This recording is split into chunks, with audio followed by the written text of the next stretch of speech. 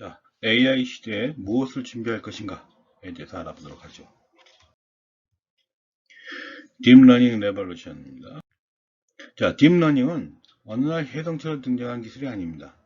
딥러닝은 1980년대 처음 등장했고요. 뉴럴 네트워크의 첫 등장은 1930년대입니다. 아주 오래전부터 인간은 인간과 유사한 형태를 만들고자 해왔고, 다양한 분야에서 인간의 동작 메커니즘을 모방해서 활용하고자 하는 시도가 계속 이루어지고 있었죠. 미래는 이미 와 있다. 단지 널리 퍼져 있지 않을 뿐이다. 라고 윌리엄 깁슨이 이런 말을 했어요. 미래는 이미 와 있다. 이미 우리의 삶에 충분히 퍼져 있다. 이런 의미죠. 자, 사람들은 새로운 기술이 미래에 어떠한 영향을 미칠지 상상하는 일을 잘 하지 못합니다. 인터넷이 상업화된 1990년에 누가 그것이 음악사업, 택시 운송사업, 선거운동 등에 미칠 영향을 예측할 수 있었을까요? 우리 일상생활의 거의 모든 측면에 미칠 영향을 제대로 예측한 사람이 과연 있을까요? 토마스 왓슨 사장은 1943년에 아마도 전 세계적으로 컴퓨터에 대한 시장 수요는 5대 정도가 될 것이다 라고 말했어요. 토마스 왓슨 사장은 IBM 사장입니다. 이처럼 상상하기 어려운 것은 새로운 발명품이 어떤 용도에 쓸 것이냐 하는 부분입니다.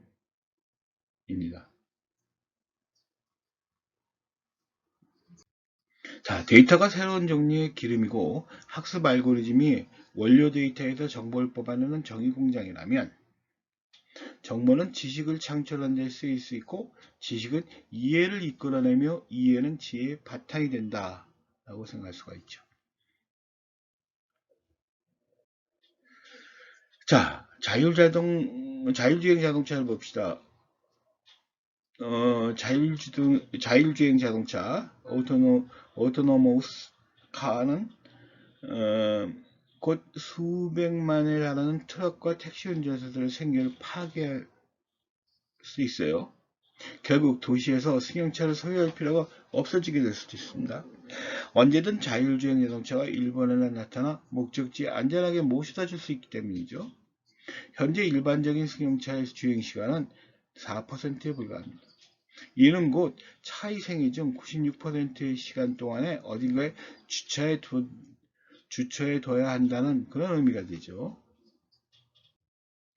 자율주행 자동차가 상용화되고 도시 밖에 주차되는 시대가 오면 현재 도시에는 주차장으로 쓰이는 방대한 면적이 보다 생산적인 목적으로 재활용될 수 있지 않을까요?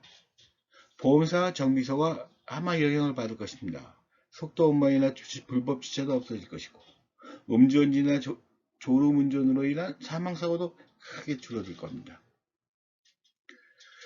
2014년도 1억 3,900만 명이 미국인이 근무할 출퇴근 길에 쓰이는 시간은 평균 52분이었습니다. 이는 연간 총 296억 시간에 해당하며 보다 나은 용도에 쓸 수 있었던 340만 년이라는 인간의 삶이 귀한 시간이 됩니다. 트럭이 아마 지금보다 10년 정도 후에 가장 먼저 운전자 없는 차량으로 도로를 누빌 것입니다. 택시는 15년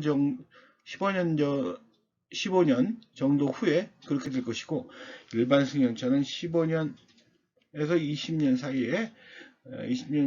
사이에 한 자율주행 자동차로 전환될 것으로 예상하고 있습니다. 자, 이번엔 청취의 딥러닝에 대해서 한번 알아볼까요? 향후 수년에 걸쳐 컴퓨터 키보드가 자연 언어 인터페이스로 대체되면서 사회 전체에 파급 효과를 미칠 것으로 예상하고 있습니다. 아마존의 알렉사, 애플의 시리, 마이크로소프트웨어의 코타나가 그런 것들입니다.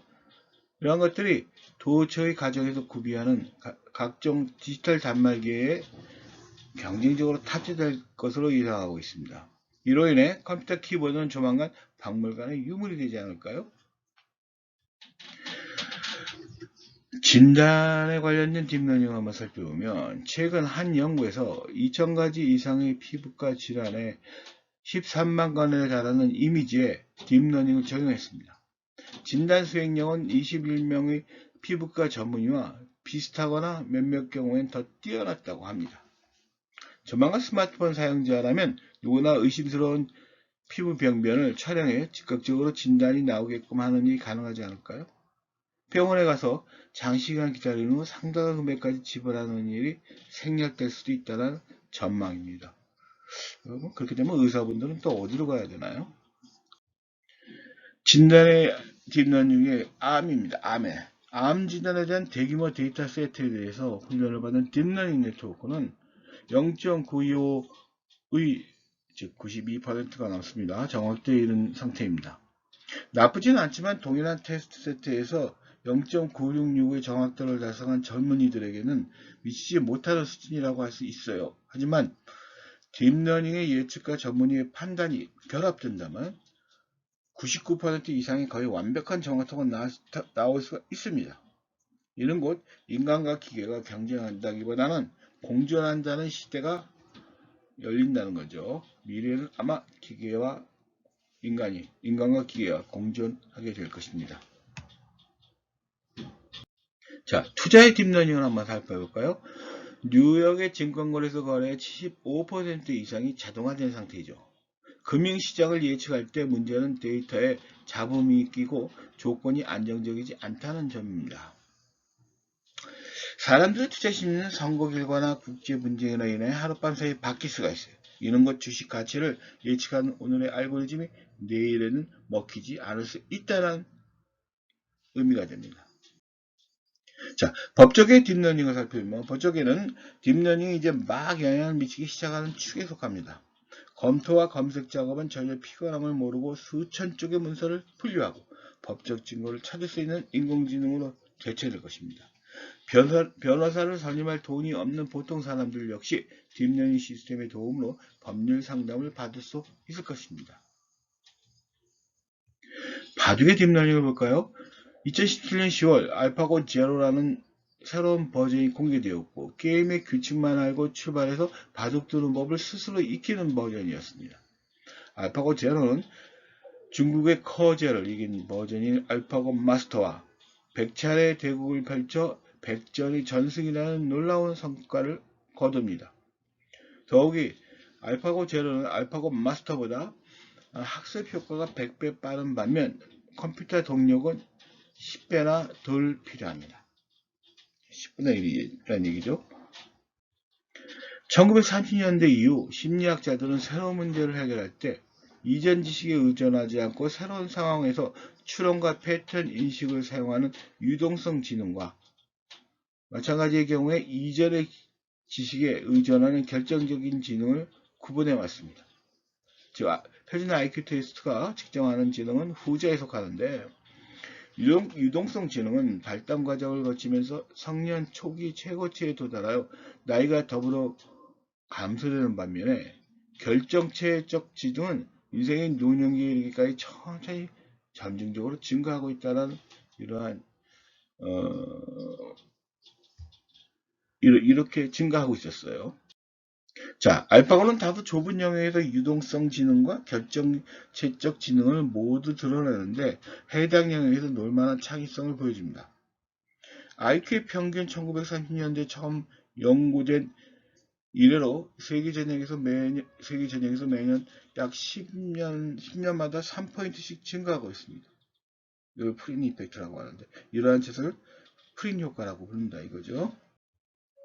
우리는 인터넷과 상호작용을 하면서 우리 자신에 대한 기계 판독이 가능한 빅데이터를 생성합니다.